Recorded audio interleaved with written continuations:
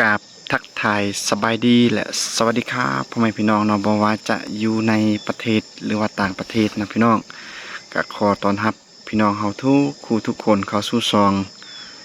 บ่าวแพงลาวเนื้ออีกคือเก่าคือเดิมกันเด้อพี่น้องเนาะมื้อนี้มาพอกับพี่น้องเฮาทางบ้านเนาะแพงก็มาเบิ่งสวนพี่น้องเพราะว่าลายมือเนาะเฮาก็บ่ได้เบิ่งสวนสลิข้าวโพดของเฮาพี่น้องมื้อนี้มีโอกาสมาเบิ่งสวนแล้วก็ได้นั่งพักผ่อนแล้วก็สิให้พี่น้องเฮาได้เบิ่งภาพบรรยากาศ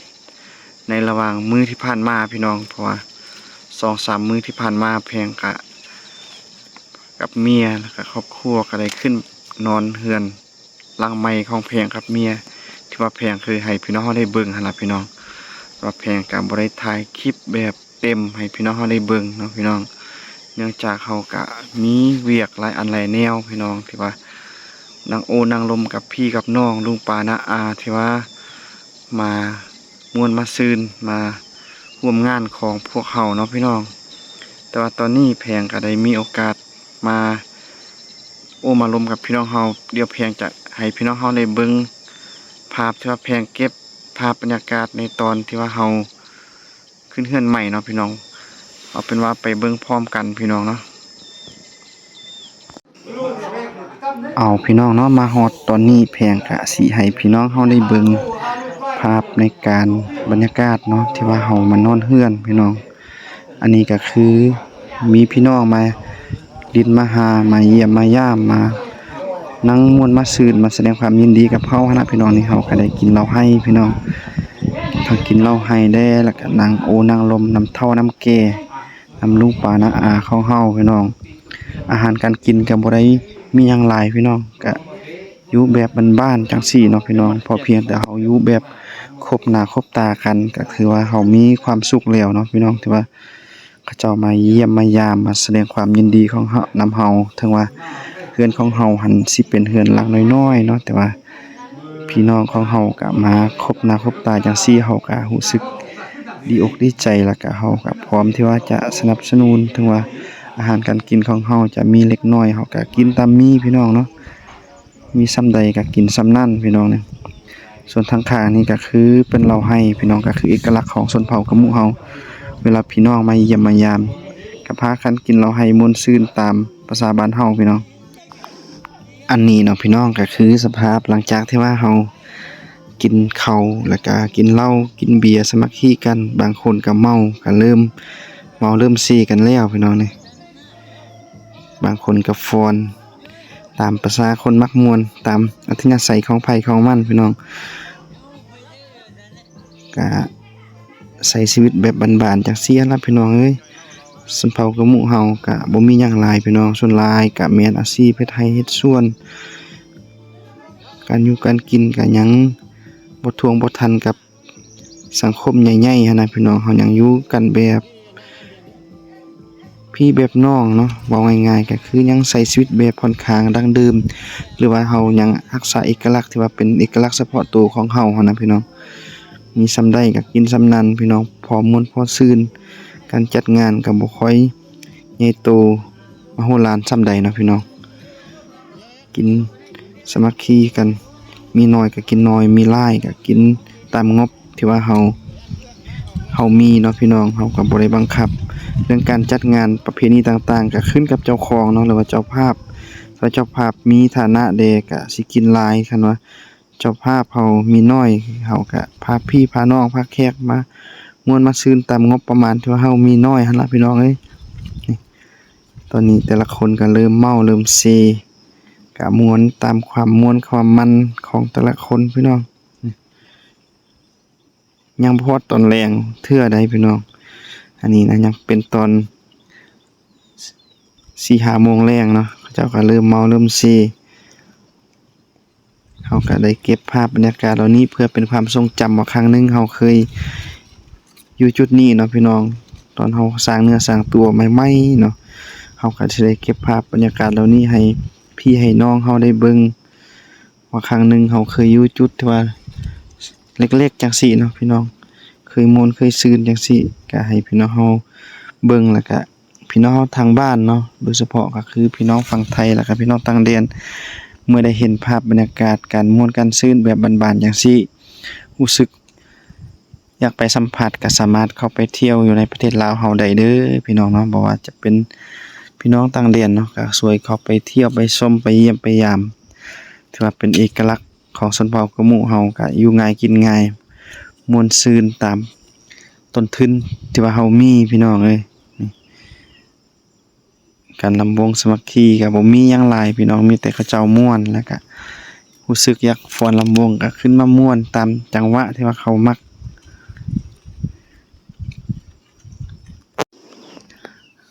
อันนี้เนาะพี่น้องก็คือกำลังม่วนกำลังมันที่จริงเขาเปิดเพลงเนาะพี่น้องเปิดเพลงดังๆอยู่ฟ้อนลำวงเต้นตามความมักของแต่ละคนตามสไตล์ของไผของมันเนาะแต่ว่าเฮาก็บ่ได้เปิดเสียงเพลงให้พี่น้องเฮาได้เบิ่งยานมันติดลิขสิทธิ์นะพี่น้องก็มีแต่ให้พี่น้องเฮาได้เบิ่งภาพที่ว่าเขาเจ้าม่วนมันหั่นล่ะพี่น้องคันว่าเฮาสิเปิดเพลงดังให้ฟังก็ยานติดลิขสิทธิ์พี่น้องลิขสิทธิ์ก็ยานซองเฮาถึกปิวเนาะพี่น้องเฮาก็มีแต่เก็บภาพบรรยากาศเหล่านี้ให้พี่ให้น้องลุงป้าน้าอาของเฮาได้เบิ่งเนาะ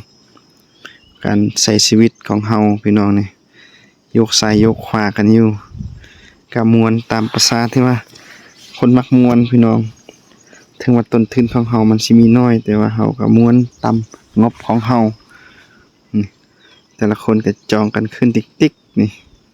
ทั้งกินทั้งฟ้อนลำวงตามจังหวะของแต่ละคนนี่เริ่มขึ้นทยอยขึ้นที่จริงก็คนกันหลายอยู่เนาะแต่ว่าบางคนเขาเจ้าก็เมาเขาเจ้าก็เมื่อเฮือนคนก็ยังน้อยยังบ่หลายเนาะพี่น้องโยกซ้ายโยกขวากันอยู่เฮาก็ได้เก็บภาพบรรยากาศจังซี่ให้พี่น้องเฮาได้เบิ่งปีหน้าปีในบางทีเฮาก็เฮือนของเฮาแล้วเฮาก็สิได้จัดเป็นพิธีที่ว่าเอาใหญ่หน่อยนึงพี่น้องอันนี้เฮายังบ่ได้บอกพี่บอกน้องถึงว่าหลายคนเลยเฮาบอกเฉพาะแต่ว่าคนใกล้ตัวของเฮาเท่านั้นพี่น้องคือเฮาได้เอิ้นแต่พี่น้องที่ว่าใกล้ชิดทางพ่อแม่ของเฮาแล้วก็พ่อแม่ฝ่ายเมียเนาะพี่น้องให้เขาเจ้ามาแสดงความยินดีนำเฮาเนาะคันว่าเฮาบอกหลายคนนี่เฮาก็งบของเฮามันมีน้อยเนาะเฮาก็ยันเลี้ยงเขาบ่กุ้มบ่ร้อนจังซี่เนาะพี่น้องเฮาก็มีแต่รอท่าเบิ่งตอนที่ว่าเฮือนของเฮามันแล้วสมบูรณ์เฮาก็สิได้จัดงานที่ว่าเอาใหญ่กว่านี้หน่อยนึงพี่น้องแต่ก็ต้องใช้เวลาบางทีก็ปีหน้าบางทีก็ปีต่อๆไปพี่น้องเฮาก็สิพยายามสร้างเนื้อสร้างโตให้มันเป็นครูเป็นคนนำเพิ่นเนาะพี่น้องเพื่อเก็บเงินเก็บค้ำสร้างซาเฮือนของเฮาให้มันแล้วพี่น้องนี่แต่ละคนก็จุ่มอยู่ดึงกันอยู่นี่ยกซ้ายยกขวากันแบบม่วนๆตามประสาบ้านเฮาที่จริงคันว่ามันบ่ติดลิขสิทธิ์เนาะพี่น้องเฮาก็สิได้เปิดเพลงไปนำให้พี่น้องเฮาได้เบิ่งเนาะได้เบิ่งภาพแล้วก็มีเพลงไปนำแต่อันนี้เนื่องจากกฎของ YouTube มันบ่สามารถเปิดเพลงของคนอื่นได้เนาะพี่น้องเฮาก็มีแต่ให้พี่น้องเฮาได้เบิ่งภาพแล้วก็เสียงบรรยายที่ว่าเพลงบรรยายภาพเนาะบรรยายเสียงที่ว่าเพียงได้ใส่พากย์เสียงเอาเนาะพี่น้องเพราะว่าตอนที่ว่าเพลงถ่ายนั้นเพลงก็บ่ได้เว้าหลายเนาะเพราะว่ามันเสียงเพลงเขาเจ้าเปิดบักแฮงๆเนาะพี่น้องก็มีแต่ให้พี่น้องเฮาได้เบิ่งภาพแล้วก็พากย์เสียงไปนำจังซี่พี่น้องนี่อันนี้ก็คือตอนแรงแล้วเนาะพี่น้องนี่มันบ่ค่อยชัดปานใดเพราะว่ามันเริ่มมืดแล้วแต่ละคนพอเฒ่าแม่เฒ่าเนาะพี่น้องก็มาม่วนมาซื่นมาแสดงความยินดีกับเฮาถือว่าเป็นบ้านหลังแรกของเฮาในชีวิตพี่น้องคือว่าแต่ละคนเนาะก็คือว่าบ้านหลังแรกก็คงสิดีใจหั่นล่ะพี่น้องถึงว่าเฮาสิเป็นบ้านหลังน้อยแต่ว่าเฮาก็มันก็คือเหือคือแฮงแล้วก็ความพยายามของเฮานะพี่น้องเขาเจ้าก็ดีใจนำเมื่อเฮาสร้างเนื้อสร้างตัวมาได้ส่ำนี้แต่ละคนก็น่าจะคือว่าคันเฮาสร้างได้ส่ำนี้ถึงว่ามันสิเป็นหลังน้อยๆเนาะแต่ว่าเฮาก็รู้สึกภูมิใจหั้นนะพี่น้องนี่อันนี้ก็คือเอื้อยของเฮาลูกพี่ลูกน้องหั่นล่ะพี่น้องที่ว่า มาแสดงความยินดีนี่ทั้งกินทั้งฟ้อนทั้งม่วนขนาดเลยทั้งเมาไปนำเนาะพี่น้องนะก็ประมาณนี้เนาะพี่น้องสำหรับตอนที่ว่านอนเฮือนยังบ่ทันเอิ้นว่าขึ้นเฮือนใหม่พี่น้องอันนี้เพียงแต่เฮาเข้าไปนอนย้ายบ่นอนซื่อๆนะก็ประมาณนี้ให้พี่ให้น้องเฮาได้เบิ่งการใช้ชีวิตแบบลาวบ้านนาพี่น้องโดยเฉพาะก็คือชนเผ่ากะหมู่ที่ว่าอยู่ภาคเหนือกันอยู่ก็จังซี่เด้อพี่น้องนี่มีส่ำใดก็กินส่ำนั้นทั้งเอื้อยไผแล้วก็เอื้อยของเฮาเนาะพี่น้องนี่อันนี้ก็คือเมียเจ้าภาพยกจอกเหล้าขาวพี่น้องเบิ่งสภาพก็น่าสิเมานั่นล่ะพี่น้องเจ้าภาพพาเมาแขกก็เมาก็ม่วนไปนำกันคันว่าเจ้าภาพบ่กินแขกก็บ่กินเด้ออันนี้เจ้าภาพต้องได้กินแขกจึงได้กิน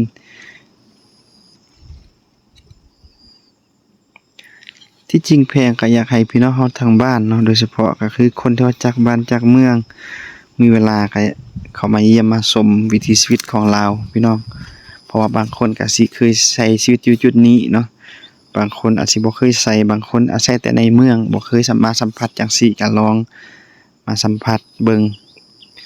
การใช้ชีวิตแบบบ้านๆลองเบิ่งเนาะอาจสิเฮ็ดให้เฮาม่วนเนาะถึงว่ามันสิบ่มีเครื่องของที่ว่าไฮโซหรูหราแต่ว่าเฮาก็มีความสุขที่ว่าเฮาได้สัมผัสการใช้ชีวิตอยู่จุดนี้นะพี่น้องนี่มีน้อยกินน้อยตามงบพี่น้องแต่ว่าเฮาก็มีความสุขที่ว่าเฮาอยู่จุดนี้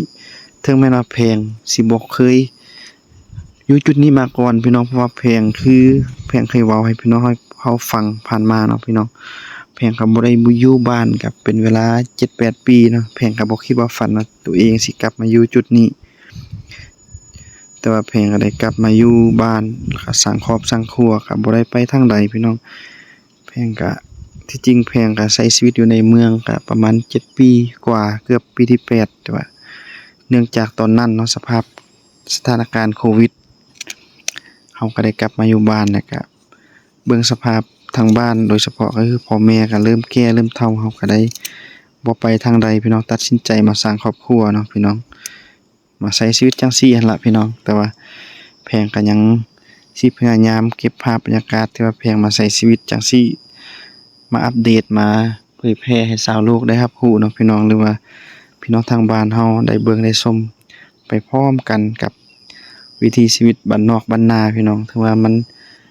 สิเป็นงานเล็กๆน้อยๆก็อย่าหรือว่างานที่ว่าใหญ่โตแพงก็สิพยายามเก็บภาพเหล่านี้ให้พี่น้องเฮาได้เบิ่งคือกันพี่น้องบ่ว่าจะเป็นการกินดองบ่ขึ้นเรือนใหม่หรือว่าฮีตของประเพณีงานบุญประเพณีปลดปีของชนเผ่ากะหมู่บ่ต่างๆแพงก็สิได้เก็บภาพบรรยากาศให้พี่น้องเฮาได้เบิ่งพี่น้องนี่ยกซ้ายยกขวาม่วนมันตามต้นทุนของเฮาพี่น้องคันว่าเฮามีต้นทุนหลายเฮาก็สิพาเขาเจ้าม่วนหลายอันนี้ต้นทุนของเฮามันมีน้อยเนาะแพงก็หาก็สร้างครอบครัวได้แต่ที่จริงแพงสร้างครอบครัว2021พี่น้อง2022 23แพงก็เริ่มมาอยู่เรือนตัวเองพี่น้องเพราะว่าชนเผ่ากะหมู่เฮาเวลาเอาเมียก็เฮาต้องได้ไปเคยอยู่ในเรือนของฝ่ายหญิงพี่น้องเพราะฉะนั้นเนาะเฮาก็เฮ็ดตามฮิตของประเพณีของเฮาหั่นล่ะพี่น้องแพงก็ได้มาอยู่เรือนเมียมาเคยนำเขาเจ้าหั่น2ปี3ปีพี่น้องเนาะปี2021และ2023เขาเจ้าก็มาส่งเรือนเฮาส่งลูกไผมาเรือนของผัวพี่น้องมาอยู่ก็2ปีปลายสร้างเนื้อสร้างตัวก็ยังบ่ทันมีหยังเป็นของตัวเองเทื่อพี่น้องหาก็สร้างบ้านหลังแรกในชีวิตอันนี้เนาะพี่น้องก็คือเราให้ที่ว่าเฮากินมื้อนอนเรือนเนาะก็หมดหลายให้เติบได้พี่น้องอันนี้ก็คือเอกลักษณ์ของเฮาก็บ่ให้ขาดสำหรับเราให้เนาะเอกลักษณ์ของชนเผ่ากะหมู่เฮาพี่น้องเฮาก็มาสมมาช่วยแด่แล้วก็มีของเฮาแด่พี่น้องก็หมดหลายอยู่ก็ประมาณนี้เนาะพี่น้อง เอาพี่น้องเนาะที่ผ่านไปนั่นเนาะก็คือเป็นภาพบรรยากาศที่ว่าแพงได้เก็บภาพบรรยากาศเนาะให้พี่น้องเฮาได้เบิ่งได้ชมการนอนเฮือนใหม่หรือว่าประเพณีที่ว่าของชนเผ่ากะมุเฮาเนาะพี่น้องหลังจากที่ว่าเฮาสร้างครอบสร้างครัวแล้วเนาะมาอยู่นำพ่อนำแม่ก็คือชนเผ่ากะมุเฮา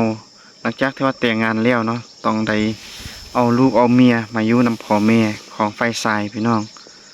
หลังจากที่ว่าเฮาอยู่ดนแล้วเนาะบ่ว่าจะบางคนก็ปีหนึ่ง2 ปีก็ได้ย้าย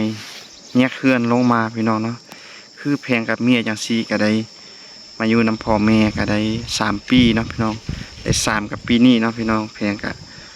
อยากลงสร้างครอบสร้างครัวเป็นของตัวเองเนาะเป็นฝั่งเป็นฟ้าเนาะลองมาใช้ชีวิตแบบยืนด้วยลำแข้งของตัวเองเนาะพี่น้องเพราะว่าเฮาก็สิอยู่นำพ่อแม่ตลอดจังซี่เฮาก็มีครอบมีครัวกันแล้วพี่น้องมีลูกมีเมียเฮาก็อยากสร้างความเข้มแข็งแล้วก็เดินด้วยตีนของตัวเองเนาะพี่น้องเฮาก็สอกเงินสอกคำพอได้เล็กๆน้อยๆเนาะก็ลงมาอยู่เฮือนเป็นของตัวเองพี่น้องก็แต่ว่าเรื่องการเฮ็ดเวียกเฮ็ดงานก็ยังช่วยกันเฮ็ดปกติพี่น้องเนาะบ่ว่าจะเป็นเวียกไร่เวียกสวนแพงแล้วก็เมียพร้อมโดยน้องชายแล้วก็พ่อแม่ก็ยังเฮ็ดเวียกนํกันพี่น้องเพียงแต่เฮาแยกย้ายบ่อนที่ว่าเฮาแต่งอยู่ครัวกินก็ยังกินนํกันเพียงแต่เฮาย้ายบ่อนนอนพี่น้องเนาะก็แพงก็ได้เก็บภาพบรรยากาศให้พี่น้องเฮาได้เบิ่งตามวิถีชีวิตของชนเผ่ากะหมู่นั่นล่ะพี่น้องก็ประมาณนั้นเนาะพี่น้องแล้วก็สุดท้ายนี้พี่น้องแพงก็อยากฝากซองอีกคือเก่าคือเดิมกันเด้อพี่น้องเนาะเพราะว่าบางคนอาจสิเคยเห็นบางคนอาจสิบ่เคยเห็นเนาะ ก็จังใดก็เข้าไปเบิ่งแล้วก็เข้าไปกดไลค์กดแชร์เพื่อเป็นกำลังใจให้แพงแล้วก็ครอบครัวได้เฮ็ดคลิปวิถีชีวิตบ้านๆจังซี่กันเด้อพี่น้องเนาะพบกันใหม่อยู่ในคลิปหน้าสำหรับมื้อนี้แพงก็ต้องขอลาพี่น้องเฮาไปก่อนเนาะพี่น้องสบายดีพี่น้อง